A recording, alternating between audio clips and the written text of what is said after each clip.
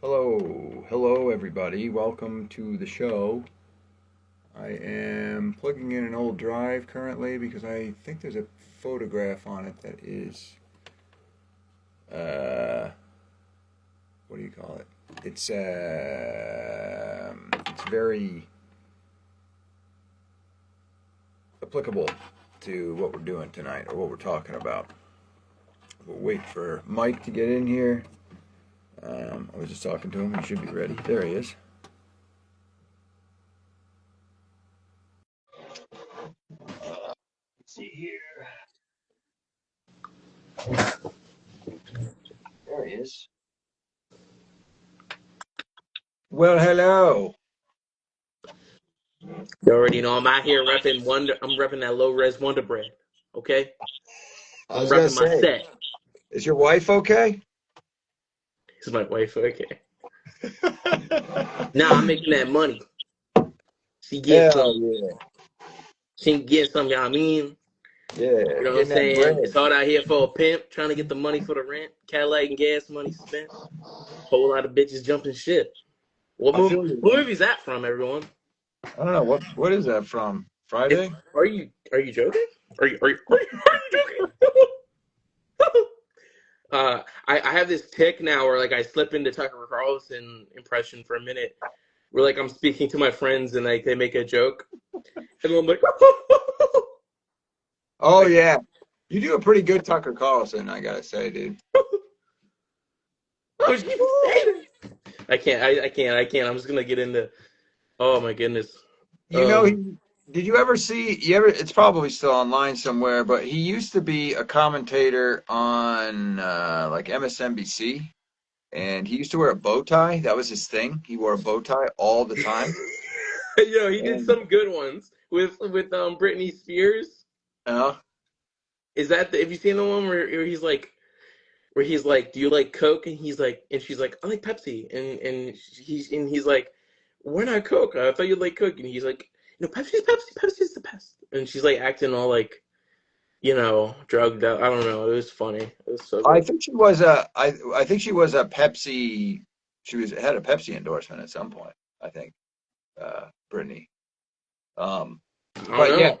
he used to wear bow ties, and Jon Stewart from The Daily Show was. You could probably find this on YouTube, but Jon Stewart made fun of his bow tie, and he never wore them again after that. Never wore them again. I think you can find that. He was like, "You're a full-grown man, and you're wearing a bow tie," or something like that. And that was like his thing. His thing was he only wore bow ties until that comment. Well, because he kind of had this like frat bro. I want to say frat bro, but like a rich kid type of vibe. Because he was like young, and he's from like, it was like a whole kind of vibe, and I guess he Is he wanted to from like? grow up, I guess. Is he from like Greater New York, White Plains area or something like that? Well, he's actually from like he's. I know that his fam. I know he's from San Francisco area, but I know like he comes from like old like WASP type background, of like New England, but of those group that moved to San Francisco. So he has a very like unique kind of like old blood like kind of thing. I mean, I know this because I'm actually like loosely, related to him. I don't want to talk about that though, but like I am actually You like, brought it up. I don't know. why are you even asking me about him? God. I'm not. Hey, you do the laugh. I'm gonna ask. Um. So, but he is like I know like where he's like I know where his mom's side. I mean his dad's sides. They're all from like San Fran and shit. Oh, okay. Um. That makes sense. Yeah.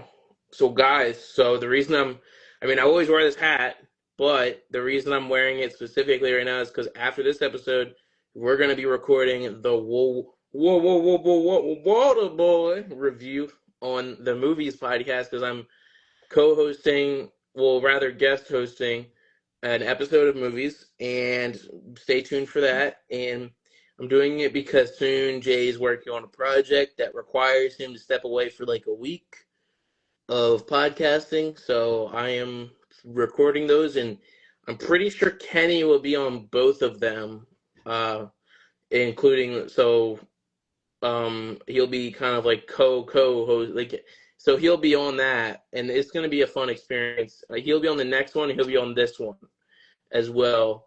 Right. And where the next one I will be reviewing is Dragnet, the Dan Aykroyd version. I already downloaded it. I'm looking forward to watching it. Well, you're not on the next review unless you want to. I mean, you Doesn't really matter. I'm watching the Dragnet thing based on all the memes and things that have come out of it. I've never watched it. And Dan Aykroyd is like a Aykroyd. very into the occult. He's always been like really into the occult, and I hear that the Dragnet movie is about like Hollywood occult, like is the bad guy or something like that. Really? Isn't that what you were saying or something? I know. It's just very surprising that that would ever be the bad guy in any film. Yeah, I know. They Now they're usually come to save the day. That would be a funny comedy, is like to totally turn everything, make it the most obvious, like pro Hollywood cult movie that's ever been made, and that anybody watched would be like, why are they the heroes? I watched Hail Caesar the other day. Aha, So good. Well, right, yesterday. It yeah. was actually last night. It was actually today at 5 a.m. I finished it. Because I was watching this like film with Rose Byrne called "If I Had Legs, I'd Kick You." And it was actually really good, but it was just so stressful because it was all about like a mom dealing with her daughter that has like a food eating disorder, and like making sure she like has the right weight. And it's like very like John Cassavetes stressful type of film. Okay. And I was like halfway through it, and I was like, I cannot watch this anymore because it's like, it's the wife of Ronald Bronstein, the editor for all the Safdie brothers and co-writer of all the Safdie brothers films. So it has Mhm. that same like stressful fucking energy, and now I kind of like, and I just couldn't watch it because it's like Rose Byrne like getting fucked up, and like, she blocks the keys out of her house, and it's like just that like it's basically like a woman under the influence with Gina Rowlands, but it's like the modern version of it. So like I couldn't watch it. Like I mean I'm gonna finish it eventually, and it's really well acted. But I just saw Hail Caesar, and I was like, I need a good laugh, and then I started watching it, and I was like immediately hooked Mhm. on it, and I was up to like 5 a.m. watching it. It was fucking hilarious. All right. Um, so note cards. I went to Staples and Goimart or Walmart, and I gotta say, the stationery situation in this country is bad. There Don't used ask to an be, old person about it because they'll like uh, rant to you about, like, I have a buddy and he's like fucking like there used to be this stationery store, and well, all the stationery stores were local, and yeah. I get it. It looks like nobody has stepped foot in the areas of these stores that I was in that sell paper goods. Like nobody had been in there since 1998. Like they never needed to restock for 30 years. It's ridiculous. Um, but what I will say is, what I realize that we're going to be working on a small screen. So I'll show you this. This is a different project that I'm working on, and I'm doing the no card treatment for that one as well. Um, Why I couldn't have time to do it, so how about you just explain to me how it works before I do it? that's exactly what we're going to do. Is I'm going to take the whiteboard here, and we're Hmm. going to do one, but I'm going to do it really big. So pretend this is one note card. Okay. Okay. So the one of the things that I was looking for was these colored stickers. Um, Before we get into it, I just want to say to Anti-Film Theory, the last time I saw Hamlet 2 was very recently. It's easily, I think it's, me personally, I think it's one of the best comedies in the history of America. It's, but I don't want to get sidetracked. So, all right. So, note cards, scene note cards, the workflow of the note card scripting situation. So, what the first thing you do is you come up with colors, and we'll discuss this.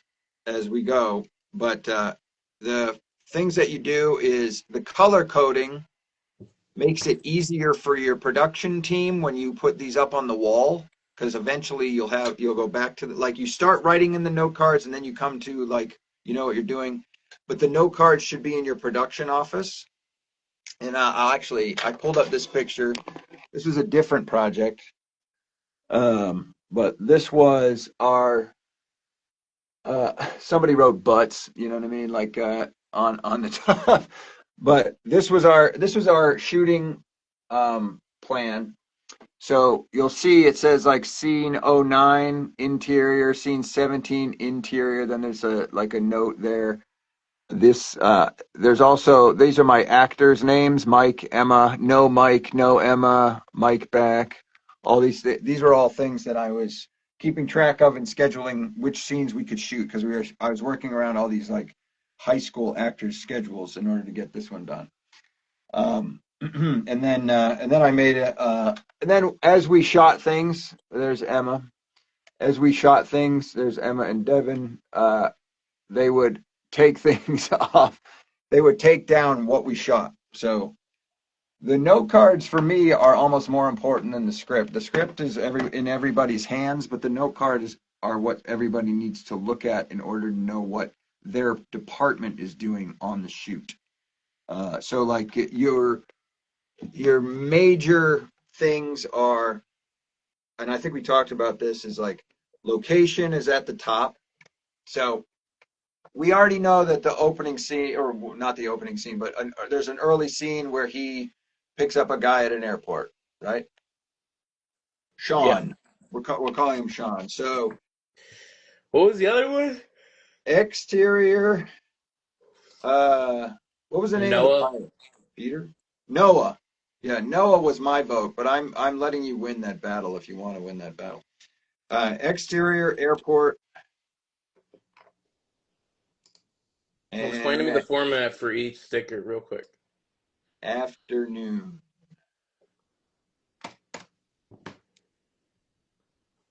Okay. Exterior airport afternoon at the. Sorry, everyone, this is gonna be backwards, but that's what you write at the top of your note card, and that's one of the most important things. Are you shooting inside or outside, and where are you shooting? So eventually, we'll have an actual address for the airport, so that you can. That way, when people know airport, they know where, like on the production, they know where they're going. Exterior airport afternoon. The next thing you do is not dialogue. Dialogue doesn't go on these. That's the one thing you don't put on it. Mm. Dialogue is script pages put in people's hands if you have it, or you do. If you have somebody that is more of an improviser, you can just give them. Maybe somebody just wants to see the write out of the scene, or maybe you don't not want people to have lines. You want them to come up with something. You know what I mean? Maybe you're shooting that way. That's your style, whatever it is.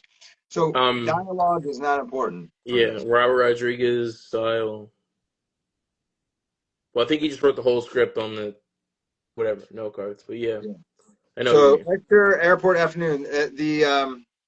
Sean The uh, summary of action is what you're saying. waits for rider in car while listening to radio. Um, then we do passenger,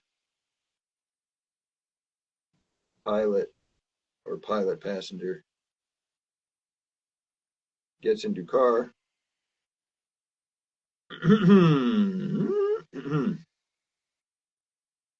They leave. They leave. Okay. Yeah. So that's all that's really important. So we know we need a car, if you let's say you have a prop master or something like that, you can start highlighting, like if this was paper, you can start highlighting and say like everything that's in green is prop and like prop and transportation or something like that. Because the car, I guess, would be categorized as a prop. It might be a set, but whatever. Um, so that would be where the colors start to come in. But when we're writing, the thing that you want to start thinking about is character and plot. So one plot that we know we've got is just Sean. You know what I mean? Sean picks him up, then he goes to the next place. Usually that's going to be a lot. It's going to be a lot of repetition in that way. But so it's going to build character immediately. So we're going to do a red circle. Now normally these would be stickers. So you start putting on your screen, on your script, as a like a reminder. Okay, so this scene is about character. It's about developing his character. We're not really pushing a ton of plot, whatever. However, me personally, you want to rewrite the script until, so we're going to do, let me do a different color. Let's do purple. No, let's do blue. Okay. Blue is plot. Okay. So if we can squeeze in dialogue or something that lets us know about the plot, that sticker, the stickers you want eventually to have like plot, character, um, mood, or something like that. Some of them might just be jokes that develop the mood, and they don't draw for like the scene. For example, the scene with the uncle. There won't be a lot of plot there. I feel like that's character and jokes. You know what I mean? So we'll do orange for jokes. So How about green? green. Okay, well, all right. Yeah, I'll let you decide on that one. Yeah, I'll give you green on that one. So green. What do we say green was? Jokes. Jokes. All right. So those three things, character, plot, and comedy, we want to eventually get those on every single note card. And those Okay. become like, that way when you put stuff up on the board, you'll be like, oh, this scene is just him and her having a conversation. Like, Is the note card cover colored, or is it just highlighted?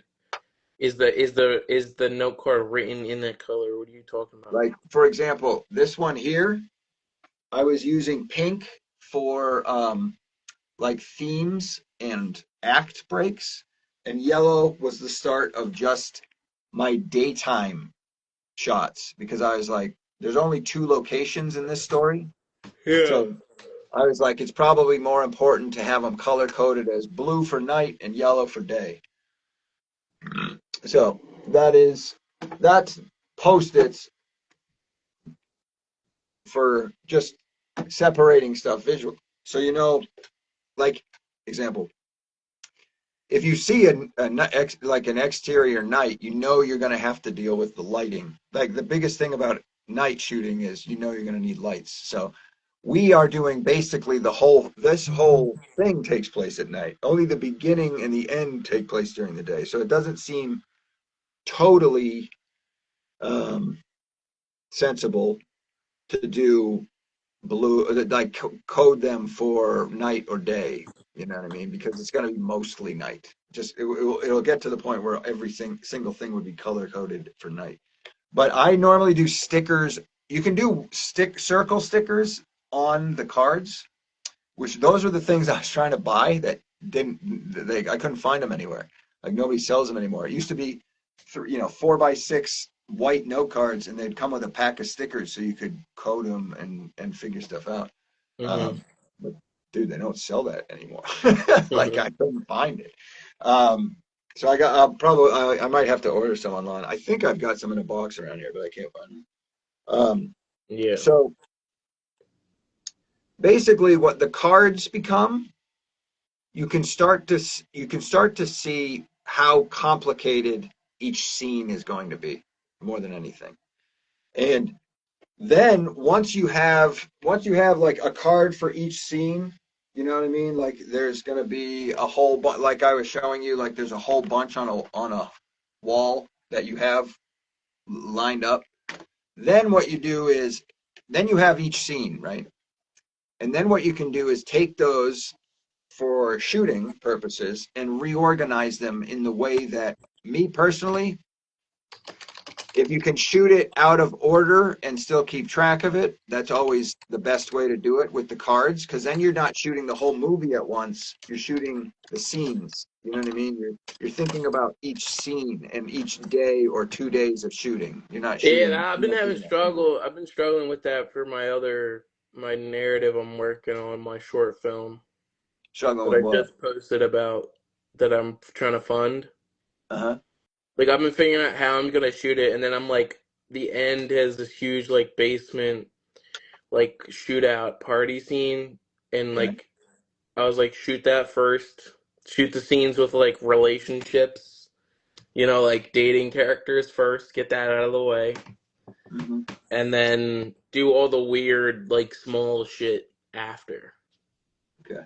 So I've been like, so I should do that for my shit too. That's a good idea. Well, yeah.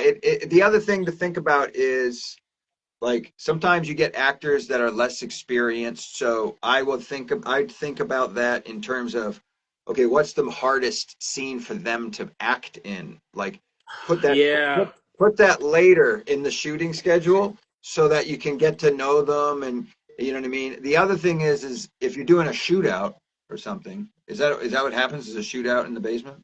Okay.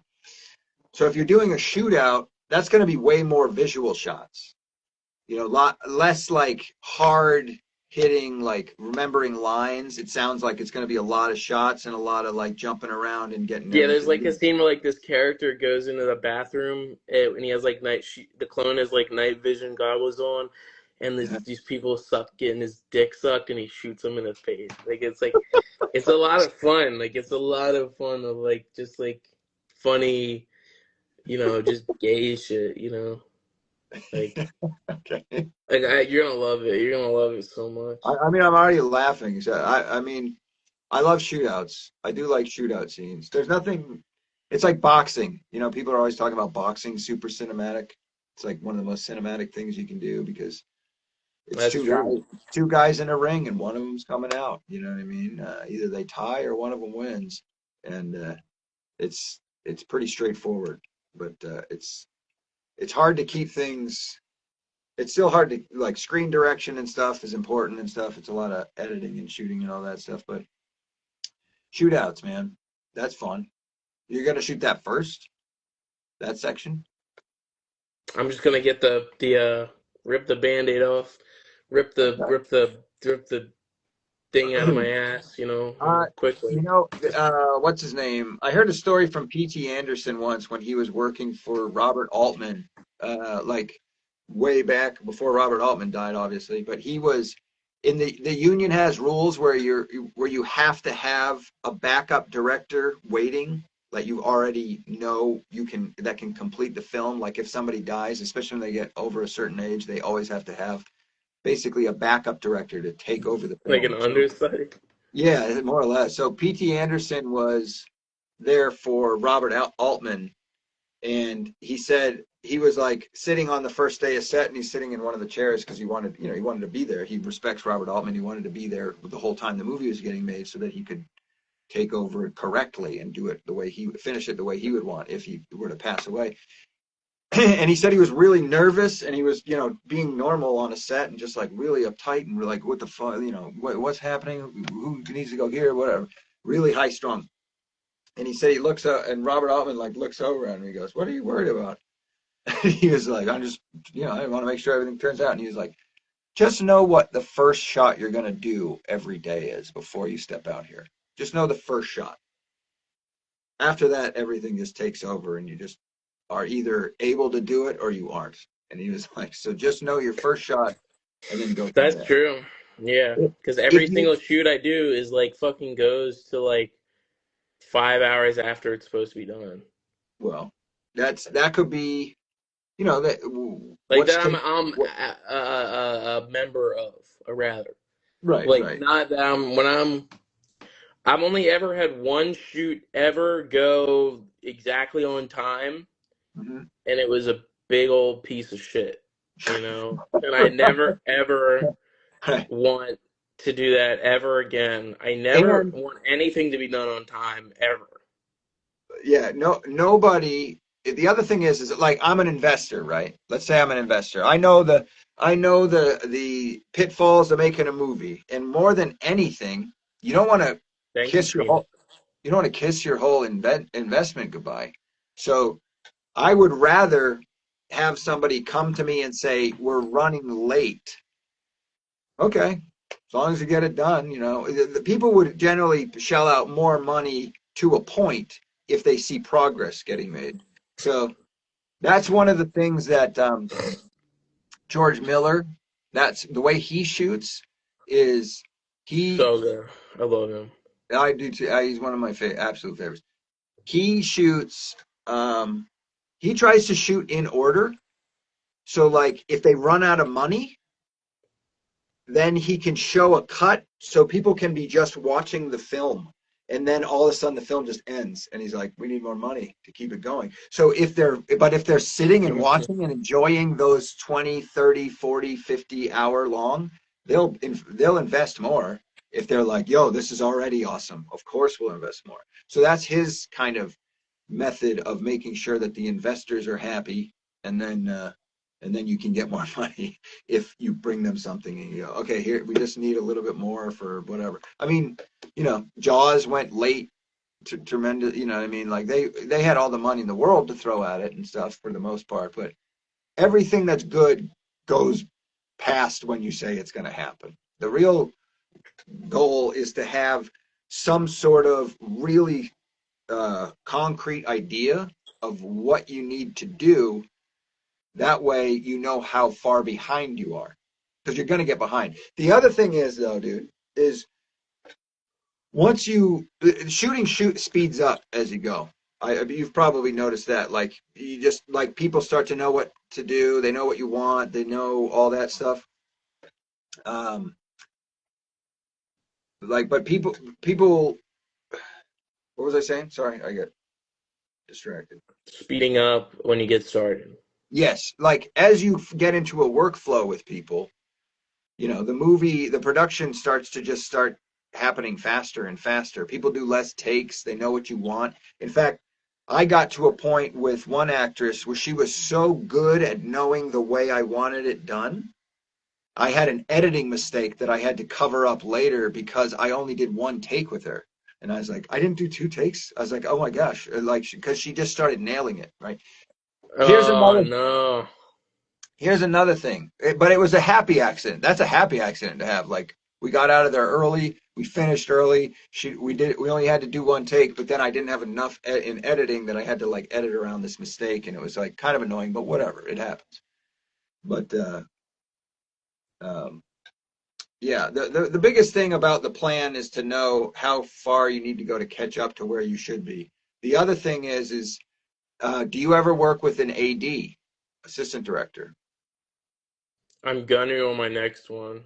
Okay, Cause because like now, I, like my next I one would be like, I don't want to say it's like my first real thing, but like I have to, like I'm going to have a gaffer, AD, boom operator, like right on.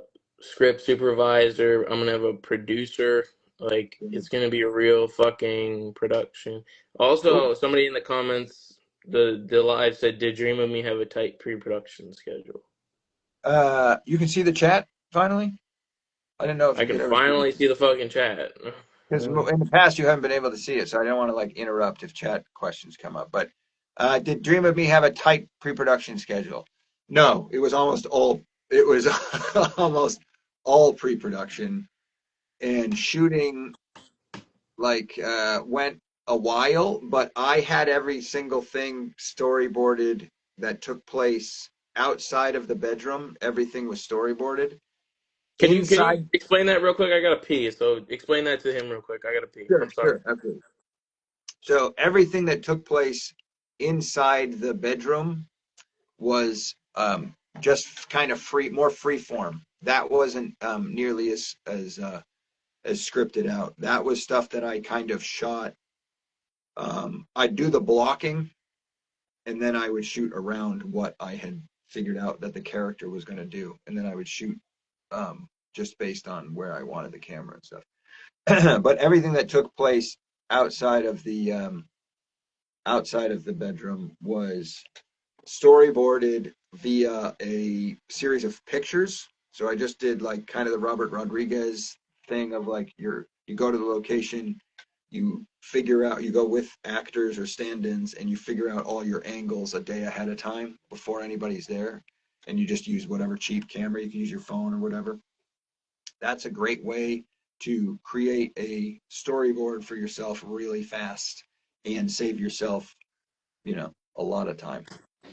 So, yeah, when it came to did it have a tight pre-production schedule, there wasn't really a schedule. It was just do it till it's done. But pre-production was um, fairly long in terms of developing the backstory for the story, because it was a lot of backstory that I had to be kind of explained in my head in order to make it work there. So, Did you um, look at your Nerf gun while you were shooting it with your friends and were like, man, I should make a movie with this Nerf gun? Is that how it happened? well, it's funny. I've never talked about it, but I should. Been meaning to, but the majority of the props were gifts from family or friends. That was one of the things that I started finding my props. Like even the little coloring book um, was a gift. Like when I was in high school, when I was leaving one high school to another, I think somebody had given me that, like in a care package or something, like saying farewell, have a good time in Connecticut when I was moving from New Hampshire to Connecticut. Um, but even that prop was something that I had found. My boots were given to me by somebody.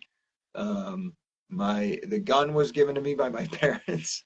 My parents one year this is when I was like 30 something. My parents were like they bought me and two of my brothers-in-law these big ass Nerf guns, and we just went nuts one Christmas. And I always had that one around, so I was like, oh, I should use this because that's just like a typical thing they do in sci-fi is they paint a Nerf gun and the Nerf gun becomes the prop, and that's what they use. Nerf guns are Um, awesome. Man. Honestly, they're really well designed. If you go on YouTube, there's some engineers that take them apart and are like showing how impressed they are with the simplicity of like the design inside some of those things. Also, I had a theory in that movie that maybe Nerf would become the next big arms dealer in the future. Like, I don't doubt it. Why not? yeah, I'd yeah. buy a Nerf real gun. I mean, there's So, something about like a nice like I recently got into the guns because like I hung out with this dude, like this hella older dude, and I'm at his apartment and we're just hanging out. And he's like one of these like I don't know how to say it, but he's like retired, doesn't have much to do, and he like gives us like me and my buddies like life advice, and we go to like these social hangouts for like liberty minded people and shit. And then he's right. like, "Yo, let me show you these fucking guns, bro." And he brings them out of his like we're in the middle of like an apartment too, in like a high rise. Like I don't understand why he's like showing us this. And he's showing me all they get 38 special in stuff or whatever it is. Like wait, no, I'm making a joke from a movie.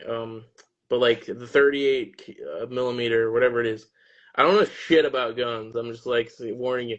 But I'm like taking pictures like I'm Travis Bickle at the mirror, and it's Uh-huh. like it's so fun, dude. And I was like, oh man, I feel like I have a Nerf gun again. Like I just, and that's what we need to do. We need to like build morale on set for this film. Is just have Nerf gun battles, or do like laser tag. Hmm. Dude, laser tag is one of my favorites. That would be so fun. Yeah. Imagine. That's what I'm thinking though. Like when I was like preparing films, I would be like, what do we? Let's like build morale and go to an orchestra together before we film. Like, well, why not? Or A- let's do yoga together. yeah, as you say that, dude, I was just flicking through pictures and I was finding from that production I was showing you, the production office, and I was Mm. just finding a whole um bunch of pictures from when we went out for like ice cream after a shoot or something like that. It was just everybody was just going out for ice cream and having a good time. Yeah, like we would. Yeah, And that's important. the other good thing is that you can find out who's more outgoing with the team, who likes to work separately. You know, there's certain people that are like, oh, I like to be, you know, if my character's cut off from everyone, then I should be. You know what I mean? You have people like that every once in a while. Um, Yeah, like so I remember I took like this one dude out after all these people were coming out, and he would just keep on talking about like how he wants to fuck like these actresses, and it's like fuck you, like get away from me, like I don't want to hear about it. If you are, I don't want to right, hear about it. right, So I can't exactly. be like fucking like call it out if like if you like ask her for like her number and she's like fuck you, then like I'm the director and I'm getting, it's like I mean that's luckily that's never happened, That, but it's like I don't want that, so that's that's why those a type of things are important. that's a producer that's kind of a producer gig where it's like they're just walking around being kind of a chaperone, just making people feel professional and a little uncomfortable once in a while, in the right way. You know what I mean? Like, don't get too comfortable. Like I've had a set where somebody was like tanked.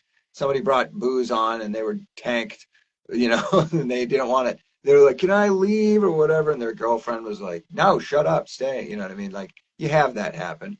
But I was gonna say, your AD, I did a shoot once where it was like I did one day without an AD and we went long and everybody was really upset. And I asked the crew, I was like, what could I be doing better because we went long today? And they said, get an AD to keep you on schedule. The next day I had an AD, everything went swimmingly and everybody was really happy. And the AD basically has to be nice and a jerk at the same time because they have to come up to you. Like the guy that I hired is super nice, and he would come up to me, and he was always very relaxed. And he would come come up to me and say, like, Tim, you only have time for one more. You know what I mean? Like one more take. And you hear that, and it like you're like, what? I haven't gotten it. You know what I mean? But that generally will make you slow down enough to solve the problem. Just that one person reminding you, like, you can't do this forever. We can't fund it forever, but you know, you only have time for this. And then that genuinely just for me, just somebody like, you know, whipping the back of the horse type thing, like just keeping you going at a steady pace is all That's they're a good idea.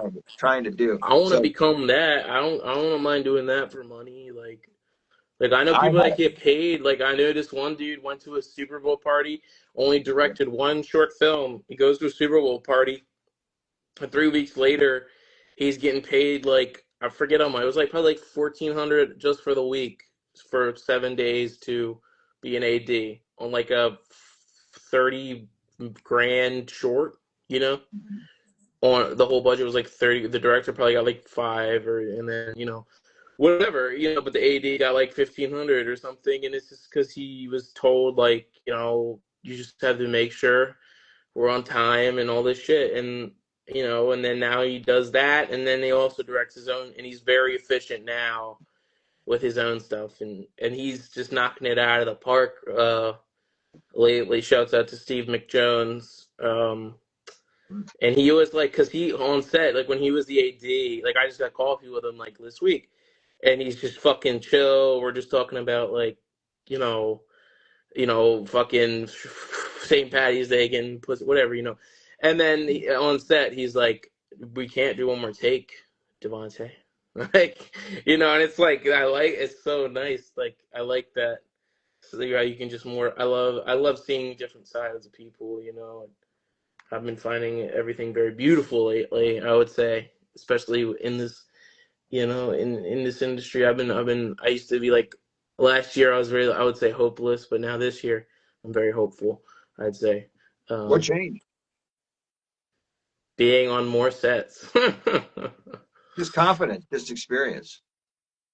Yeah, Uh, just helping people, just being like, or I mean, even like last week, I just made a post on my other account. I was like, I got my buddies like, I couldn't do this thing or that thing, and I was just like, I did for the past 2 weeks. I referred two people to two different jobs, one paid, one not paid, but whatever.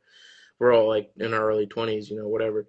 And so I got two people, two opportunities on film set. You know, it feels pretty good. You know, Mhm. because I'm just that guy. Because I mean, I made the post. I was like, if you're in my circle, everybody in my circle eats. You know, I don't care.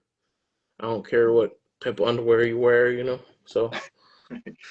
Speaking of, like you were saying, you wanted to do, like you would be an assistant director on a set. That was be something you would be paid to, you would take as a payment. I would like to Uh, learn that, but that the, I would want to do that by getting a job as a production assistant. That would be like a high level production assistant because there's different types of production assistants and all that shit. So, but I mean, yeah, if I bet there's a smaller production I could be an AD on and do fine. yeah. I worked as an extra on Revolutionary Road, which was uh, directed by Sam Mendes, and it was Leo and Kate Winslet. But the Roger Deakins shot it, which he was the guy I was nerding out over. And then I also got to have a short conversation with Joseph P. Rady, who he is the go-to AD for um, what's his name, Scorsese. And he had come up from New York, and he was he was working on it because we were shooting around New York. But I Joseph just P. Joseph P. Reedy, Reidy. Um, He's cracking the whip. Basically, yeah, he was the guy directing. Like the director, like Sam Mendes. His stuff, like he stands at the monitor, doesn't raise his voice, and he goes like this, and the AD is just like, yeah, and like knows exactly what he's referring to, and you know what I mean. Like that was how I was watching the two of them work, and he he sat down. I was having like a fake cigarette and a fake booze because it was like in this club in the 1950s or whatever. So we were all like, it was pretty swanky. It was a cool shoot. But he sat down for a second, and I was just like, I was going to be working on a set. This is when I was younger, and he was uh, I was just watching him direct the whole set basically, even though he's the AD. He was really in charge. And I just said if he had any advice, and he was like, oof. I was like, to do what you do. And he was like, you have to keep everything insanely organized. And I was like, hearing that was cool because I kind of have an OCD myself anyway. So I was like, oh, I like organization. I like that would be cool. But as an AD, like that's a sought after gig, but that is like the guy running stuff. That's the voice you hear the most as an actor is the AD He on a just shoot. looks at you and he's like Ritalin. Yeah. He's like he's like 50 milligrams. Like he's like, do you want the link? He's like, do you want the link to the website that helps me? Like, and I Yeah. like it. I don't care. I'm ready to I'm ready to. I don't know. I'm out of control, but I'm trying and I'm doing very well. Um, Speaking of which, we should get off in like less than 10 minutes. So I was looking at the time and I was thinking about how we can wrap it up and stuff. But uh I just yeah, asked AI to give me a career plan to become an AD. But all right, no, that's good. it would We're making probably good progress. it would tell you to make friends with somebody in whatever the union that you have to be a part of in order to become the AD or whatever. No, I know. Somebody asked, "Does the AD have more extensive knowledge of each department's role than the director usually?" Extensive knowledge of each director. No, you know what? How I found He out can how if the an AD director does his thing. sucks. If the director sucks, yes. Okay, He so can. there is this.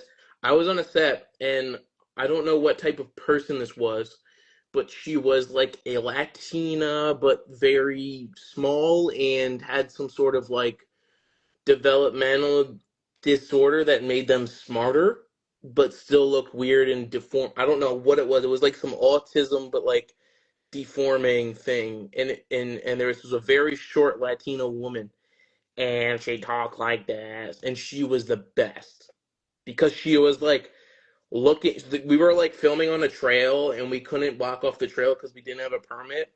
but Uh-huh. this is like a $5,000 production, probably $5,000 into the short, probably. And I know she got paid for it, and she's like, I'm the production assistant. She's like, make sure nobody passes this trail, and if they do, you have the signal with this signal message hands, like, you know. And she's like, okay, Michael, and it's so like she had her papers and she had her voice, Uh-huh. and she made sure like whatever the director wanted was like she just had to have like 10 times the energy of what the director was asking for, and she was just like, okay, does everybody understand what's going on? Right, yeah. It was That She's so good, and I that don't care that she's characteristic like can help. annoying. She's Mhm. important. Like, Well, to stand out from everybody immediately, like, you know what I mean, to have some weird quirky element to you, it can be disarming, and that can be very effective if you have to do crowd control for sure. I'm You know gonna what I find mean? her right now. No, she's so good. It reminds me of did you ever see the I think it might have been a Hide Wars episode where he was like on there. Do you ever see that one on there? When he talked about the guy Which that worked at he was talking about a guy that he sold cars with who had this closer. He was like a closer that they would bring in when they were signing all the paperwork.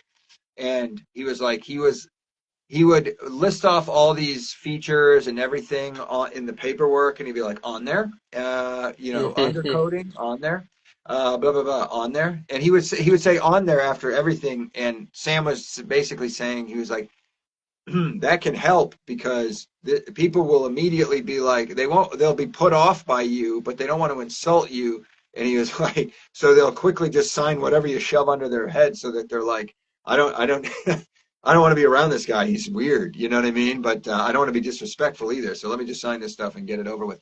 That was yeah, their technique. They would bring that guy who was really peculiar in right at the end to do the paperwork and the closing, and he would get signatures all the time because people would just be like, this guy's strange. Here, thank you. Yeah, yeah, sure, whatever. Good, have a good one. just get it done and fuck everybody else. Just Right. Um, that's what we got to do. All right, and so next, I would like to direct. Well, we were doing with this episode. Tim effectively told me how to complete and do the, and I wrote down notes on how to do the sticky notes in things. most So most screenwriting programs, not all of them. What do you use for screenwriting? I just got final draft because of the school, so I got I like 20 weeks of it for free. Right. Okay. They might have an index card setting, which will show you basically just they have in those programs the ability to basically scan through your script and take the necessary elements for the note cards and slap them on the note cards. They do that digitally. That's usually like a side, a side tab or an alternate view of your script in a lot of screenwriting programs. Yeah, I like to do it physically with paper because you don't need electricity and you can bring it from place to place and just hang it on the wall immediately, and then everyone in the crew and the whole team can see it. The other thing that's great about doing this, dude, and hanging it outside, like in the green room or where your extras hang out, waiting to come on to set, like if you have like a catering room or whatever, it gets people into your script.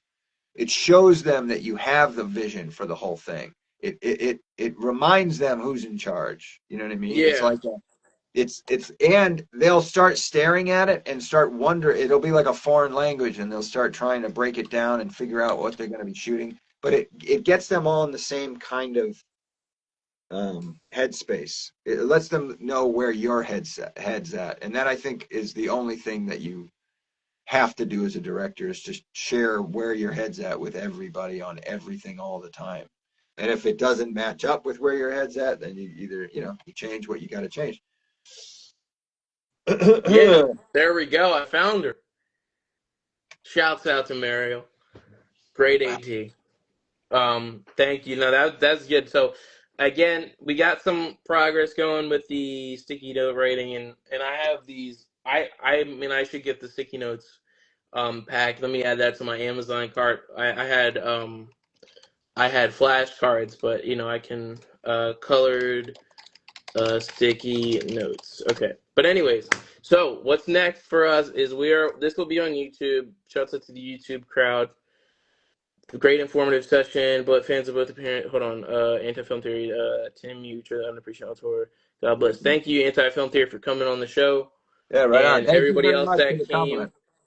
Yeah, everybody else that came. I saw some like Crenus and Yeah. other people's. So what we're doing next is I will be guest hosting movies, a podcast about the active cinema, and we're filming a couple episodes this week. And Kenny will be on. So that's what we're filming next. So within the next couple weeks, you'll be seeing those episodes pop up on the movies podcast. But any other? Do you want to? I'll call you after this. How about that? Yeah, you can do that. All right. I'll leave and then you end it. All right. Right on. All right. Have a good one. Thanks for stopping by, everybody. I hope that was informative. It was kind of last minute because I had been driving around trying to find note cards all day and couldn't find any. There's a note card shortage. Get the government on it. Peace, everybody. Thanks for stopping by.